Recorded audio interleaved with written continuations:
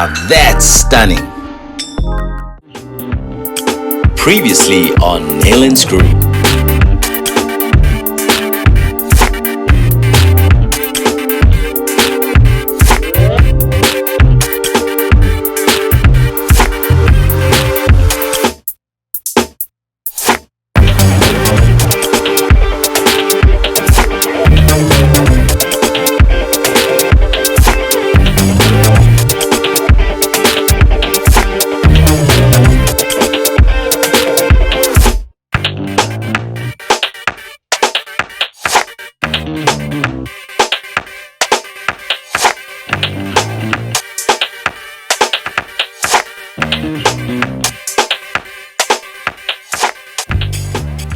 What is up, guys? Welcome back to the channel. This is part 4 of this 5-part series, which is our garden renovation. If you missed out the first 3, where have you been? But go and catch that out over here. And in today's episode, we're going to be building this pergola structure from start to finish, so you don't want to miss out. Click like, share and subscribe. Make sure that notification bell is ticked so you don't miss out on a thing. We kick off this exciting project by taking measurements directly on the ground, because that's how we're going to build it from the ground up at 2.4 meters on each side. We've kept it in line with our planter just for a good visual appeal, and we've marked out the post locations using some spray paint. Now you can use a stake or anything that will give you a good visual reference. We then moved on and tacked together some scrap piece of wood at right angles. These right angle pieces will be staked into the ground directly behind each of the post locations using some smaller pieces of scrap wood, as you can see there. And this will allow us to determine a perfect square. Now, there's 2 methods really that you can use to determine a perfect square, and that is simply by measuring from one diagonal across to the other on both of the diagonals, and if they measure up and equal, you're on the money. The second is really about measuring using the theorem of Pythagoras. Yes, I'm taking you back to high school math, but listen, it's actually much easier than it sounds. If you have a triangle that measures in multiples of 3, 4 or 5, you have a perfect square. So as you can see, this side measures 30 centimeters or 300 millimeters. Here we've got 40 centimeters or about 400 millimeters, and if the longer side of the triangle measures up to 50 centimeters or 500 millimeters, you have a perfect square. Let's see if we did it. Yes, and we nailed it on the first try. Next up, we measure out the locations where we'll dig up all of the earth in order for our posts to be seated and find their final home.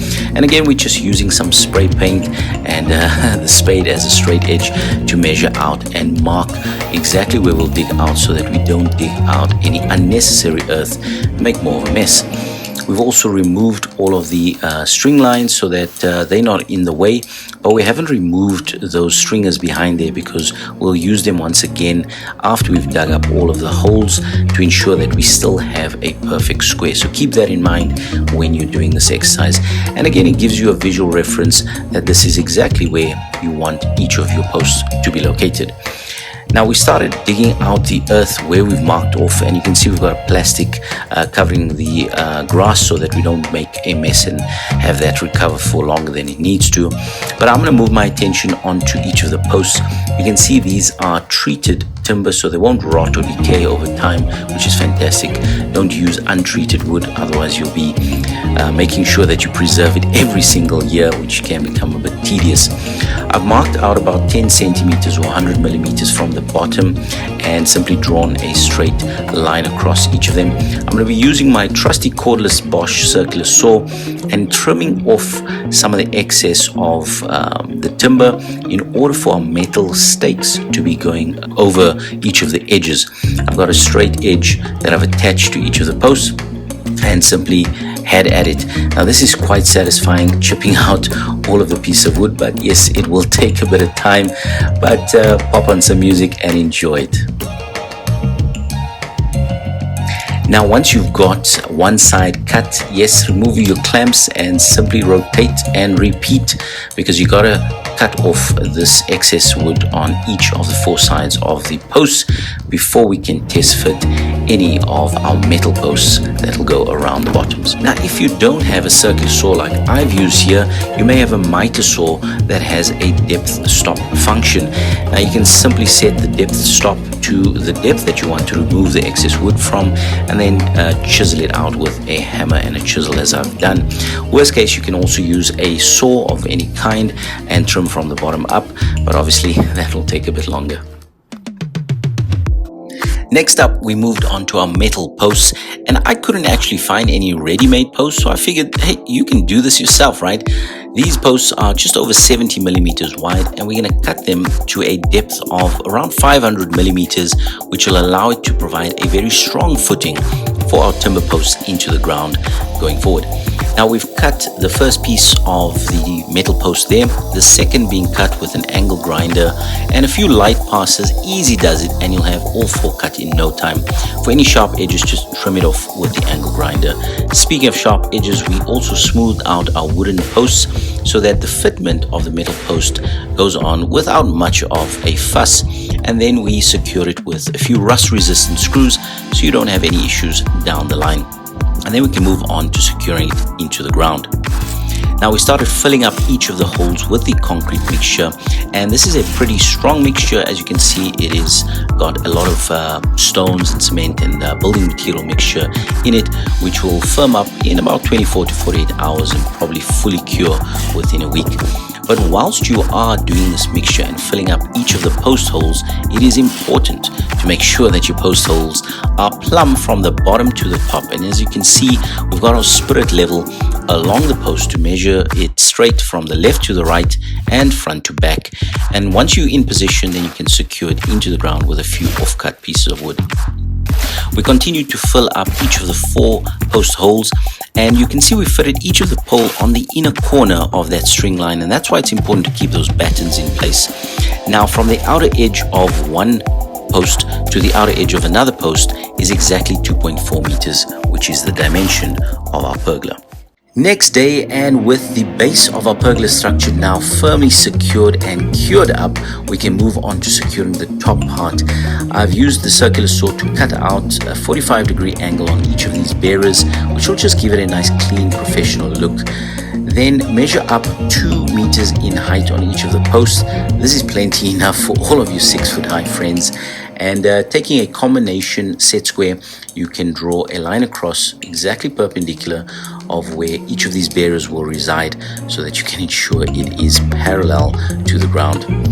A simple offcut allows you to draw the lines on the top and bottom as a visual reference, and X marks the spot of the excess that needs to be cut off with a circular saw, and a tick of the good piece of timber that will remain. Now, shout out to Miter 10. This is a YouTube channel, and I got this inspiration from them. I'll link them down below, so go check them out. You simply pop a nail in on one of the posts on one end, and using a spirit level will give you exact measurements on the opposite post of where the bearer needs to reside. So really great tip, and as they say, easy as. Repeat on the other side, as you can see here, so that you rinse and repeat, and then move on to the adjacent sides just to wrap up where you need to secure each of the bearers. Use a clamp to hold your bearers in place while you drill pilot holes for your bolts to go through and secure your bearers permanently to the post, and also align them where the 45-degree angle is cut to the corner of each of the posts, and then simply knock through each of your bolts. But make sure your bolts are long enough to go through your bearer as well as your post through to the other side for the washer and nut to be attached to. And that's exactly what we did here. Now, the washer protects the wood from the nut actually crushing the wood, and this helps just protect it and provide a bit more strength down the line. The next step, we move on to securing these L-shaped channels which the lattice will rest on, hence why they're called bearers.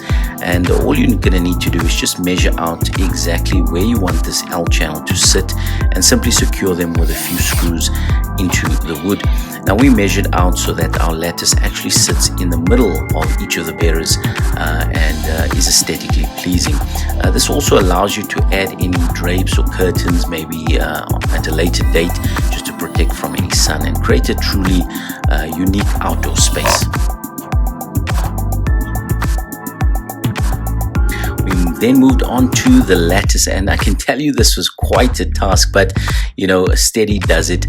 We lined up each of the pieces and started cutting out with a circular saw and a straight edge to create a half lap joint.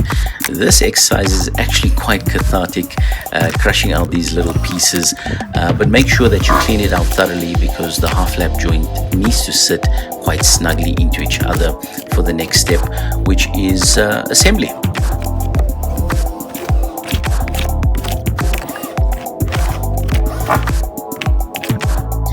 Assembly comes together quite a treat and is truly rewarding.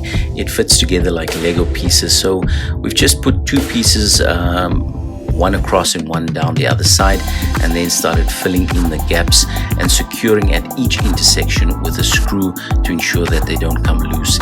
And that is the result. Absolutely stunning and a beautiful addition to the pergola structure.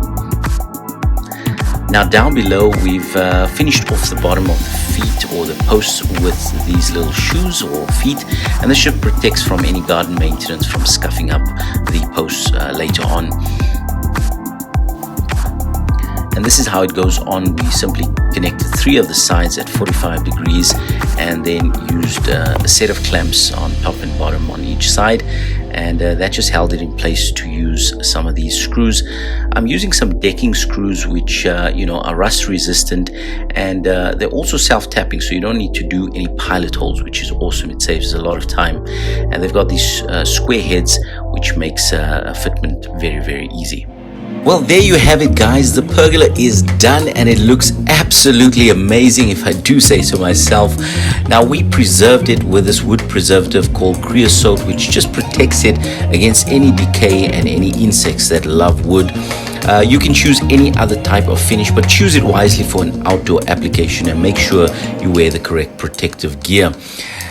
If you love this content, please go ahead and smash that like button, subscribe, and share this content if you were inspired as well. Make sure you catch part 5 of this 5-part series.